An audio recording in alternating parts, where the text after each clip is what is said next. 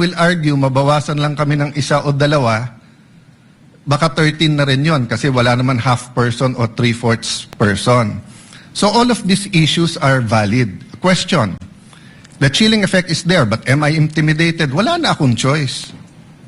Ilalabang ko na to. Gagawin ko yun ang dapat kong gawin. What is the pleasure of Senator Judge Mr. Cayetano? Presiding Officer, Rule 6 of the impeachment proceedings is that the rules of the Senate is suppletory, and if there is anything that affects the honor, integrity, or the functions of us individually or as a Senate here as an impeachment court, someone can rise on a question of personal or collective privilege. I won't do that, but may I just respond to what Senator Padilla said, since my name was mentioned and since the investigation announced by the NBI yesterday seems to be pertaining to this person as chairman of the 2019 Organizing Committee of the Southeast Asian Games. May I, maybe, in the form muna of manifestation, unless the presiding officer or Senate President thinks that I should elaborate on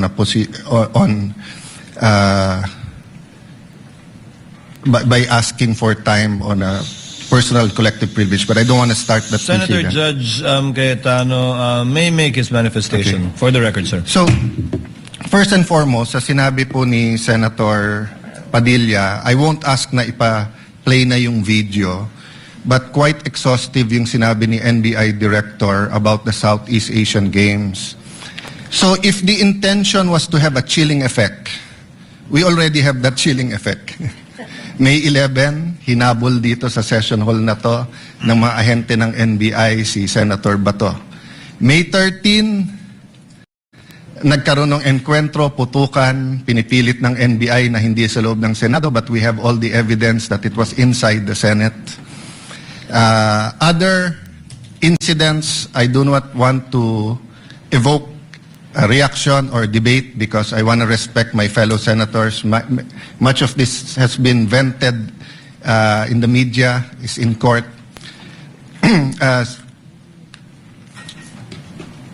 Director Matibag has promised us that he will give us a warrant issued by the ICC, has promised us that he will hold his agents na nanggulpi ng isang OSAA. He will be the one to implement the contempt order and hold them in his office, but wala ditong natupad. So when I mentioned his name, his position the other day that it was bad taste, walang personal yan. I mean, regardless kung sinong, even if it was a secretary, an alter ego of the president who wrote the prosecution team or the defense team to say, pwede bang next week kasi may seminar, I would have said the same thing, di ba? Na, you know, look at the gallery. Kompleto parati dyan from Congressman Ace Barbers to many Congressman Ridon. I won't name all of you, but you're busy people. But you think this is important, so you take time out and you are here. Diba? Of course, the prosecution team, you have to be, you are here. We are here, despite of many, many other important things.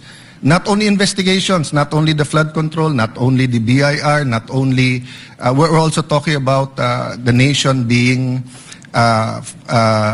prone to volcanic eruption, to yung bagyo, buti, well, nasalanta pa rin tayo ng bagyong Inday. Ibang Inday ang pinag-uusapan natin dito sa impeachment. But still, we are here. So it was in good faith that I said, as an example, mukha namang masama kapag kayong isang bureau head. NBI director is a very important position, but it is a bureau. So if a bureau head, and tignan yung invitation, nakalagay sa invitation, or your representative, and we resolved it. So, aksidente ba na yesterday, suddenly after I mentioned it, and after, during the weekend, many have been talking about na dapat ata hindi 16. So, 21 na lang kami ngayon eh. So, 2/3 of 21 is 7. Pag nabawasan pa kami ng 3, 13 na lang yon. Pero some will argue, mabawasan lang kami ng isa o dalawa, baka 13 na rin yon kasi wala naman half person o 3/4 person. So all of these issues are valid. Question, the chilling effect is there, but am I intimidated? Wala na akong choice. Ilalabang ko na to, gagawin ko yun ang dapat kong gawin. Bumaliktad man yung sitwasyon, si President Marcos ang ini-impeach and I felt a certain way, ilalabang ko rin. Chief Justice man ang i-impeach, ilalabang ko rin. But for the record, Mr. President, go ahead and investigate. First of all, that's been investigated many, many times.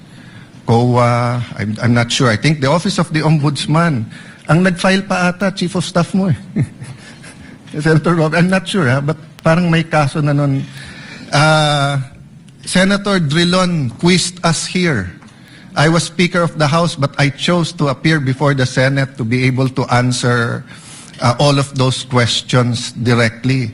The SEA Games, paulit-ulit yan. Biktima na ng speakership ng 2019 yan. Nahuli namin yung PR na sinabi kikiam, pinakain daw mga Muslim ng baboy, when it was chicken longganisa na pinakain. Pero nasiraan na tayo sa Malaysia, Indonesia. The SEA Games gave us so much honor. So far, it is still the biggest SEA Games in history. Many of our athletes launched their career, even going to gold medals in the Olympics. Our athletic and our yung aquatic natin center in Clark is one of the best in the world. Ang nagsabi nito yung Israeli coach ng isang foreign team doon. But go ahead if you want to investigate. But I just want to put on record, mukhang misfire. Bakit? Yung sinasabi niyang infrastructure na walang bidding, first of all, the procurement law has many modes of procurement. So don't make it appear sa public na just because walang bidding, may anomalya na to. Okay. Secondly, bakit ko sinabing misfire? Hindi po sa I'm referring to Director ng NBI Matibag. I had nothing to do with the infrastructure. The chairman of the committee. In fact, I had to resign from the DFA because I was running for congressman during that time. So dun sa sinasabi ni Director Matibag na may congressional insertion to fund it, it's definitely not me because how could a non-member of the Senate or non-member of the House insert anything? Okay. Dun sa sinasabi niyang infrastructure, it was done by the BCDA. The chairman of the BCDA is one of the closest advisors of the president now. The president of the BCDA is one of the closest advisors and is a secretary now. And he said, medyo kaduda tong kumpanya na nanalo walang bidding. If I'm not mistaken, it's the same company who's making the City Hall of Pasig. So, I mean, if they want to investigate, go ahead. But by mentioning the organizing committee of the SEA Games, ako po chairman nun. At paninindigan ko po na napakaganda nung nangyari doon. At kung may anomalya, ako unang magagalit.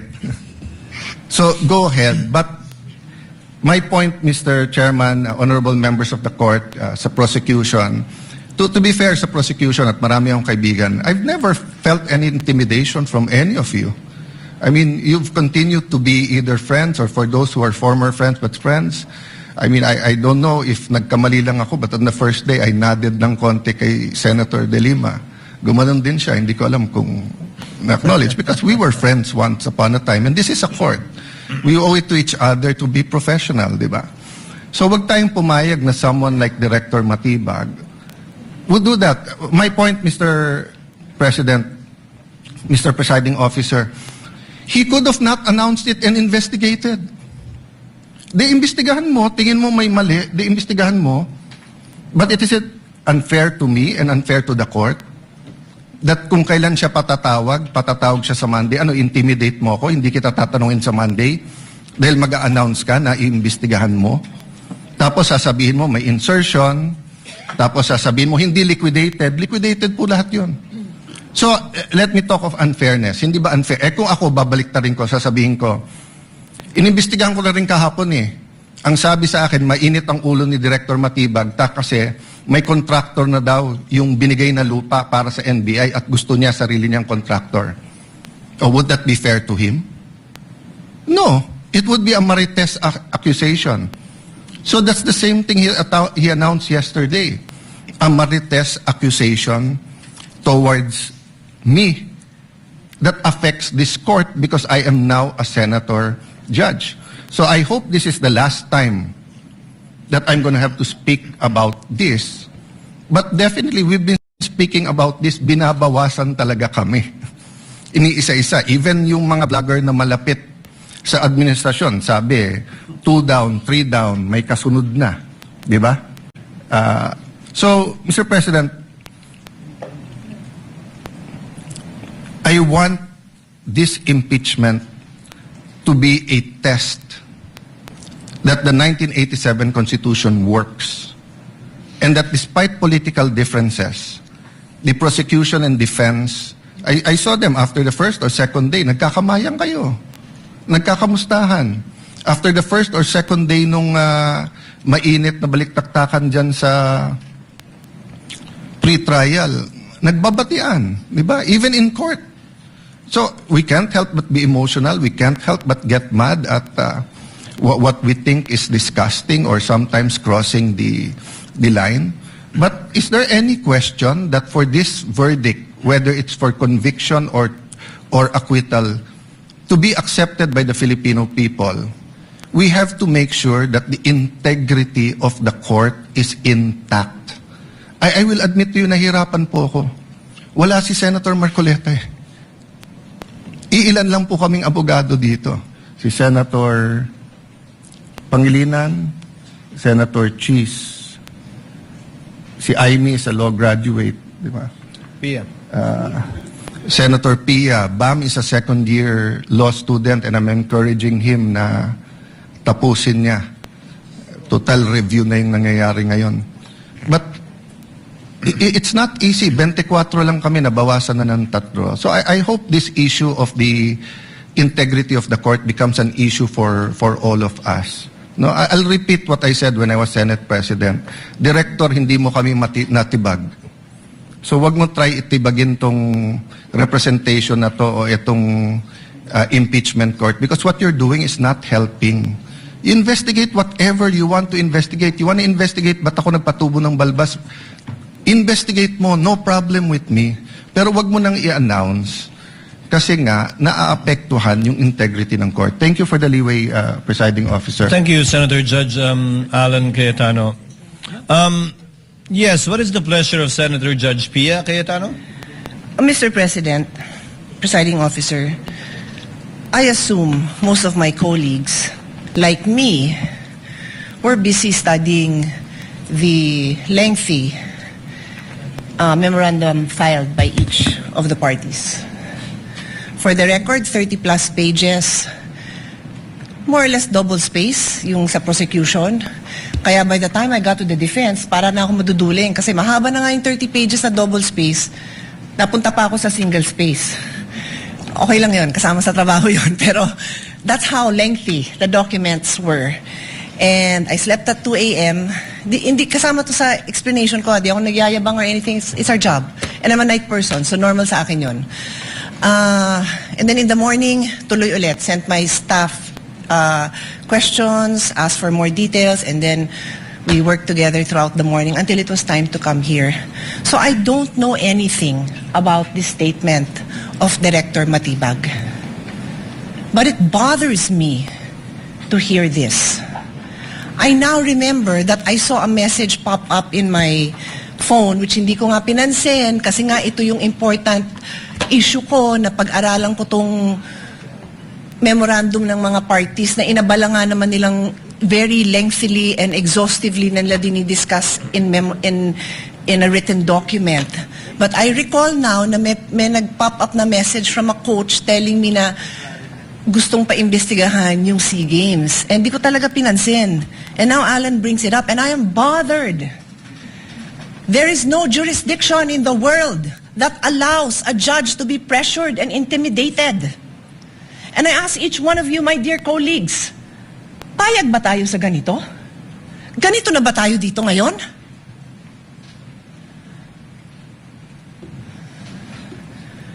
Don't we want a better country for our children? Why would you allow a director who was just called to be a witness next week brag that he's going to investigate? And again, I don't know. So I respectfully request that it be played. Because I want to understand. If I don't have reason to be upset, then thank you, I can focus. I can go back to the business on hand. But right now, I am upset to hear this. And I will stand up for each one of you. I don't care what side you're on. I will stand up for you if somebody tries to intimidate you. So with all due respect, Mr. Presiding Officer, I ask that we play it. I want to see what this witness is doing. Mga mahal kong kasama, nais ko lamang pong idulog sa inyo ang aking nararamdaman, ang isang damdaming masasabi ko pong nagtatanong, sapagkat ang mga nangyayari po sa ating hukuman sa mga oras na ito, hindi ko po alam kung ito ba ay eksakto lang na nangyayari o ito po ba ay sinasadya. Katulad po ng pagkakakulong ng ating dalawang senator judge na si Senator Jinggoy Estrada at si Senator Rodante Marcoleta. At ang kagiyat pong pagdating ng aming mga masasabing galing sa ombudsman, sa akin, at kay Senator Alan Peter Cayetano.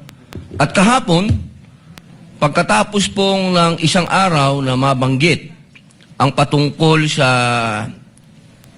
pagpunta ng ating mahal na NBI Director sa Bangkok, at ito po ay kinwestiyon ni Senator Alan Peter Cayetano, kahapon po ay biglang lumabas ang isang pahayag na iniimbestigahan daw po yung patungkol sa pangyayari noong Southeast Asian Games.